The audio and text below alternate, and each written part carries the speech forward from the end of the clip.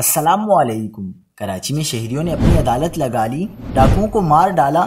رام سوامی میں بالکنی سے جھگڑا دیکھنے والا شہری جان سے ہاتھ دھو بیٹھا۔ کیا آپ حالات حاضرہ سے آگاہی حاصل کرنا چاہتے ہیں؟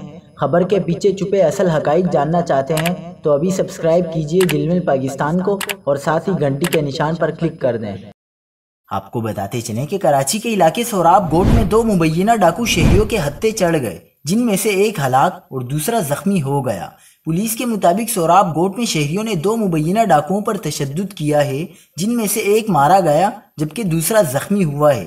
پولیس حکام کے مطابق ہلاک اور زخمی ڈاکوؤں سے اسلحہ، مسروقہ موبائل اور موٹر سائیکل برآمد ہوئی ہے۔ دوسری جانب کراچی کے علاقے رام سوامی میں بالکنی سے جھگڑا دیکھنے والا شہری جان سے ہاتھ دھو بیٹھا۔ پولیس کے مطابق رام سوامی میں جھگڑے کے دوران ایک شخص نے ہوائی فائرنگ کر دی۔ فائر کی گئی گولی عمارت کی بالکنی میں کھڑے شخص کے سینے میں لگی۔ گولی کی زد میں آنے والا شخص موقع پر ہی جاں بحق ہو گیا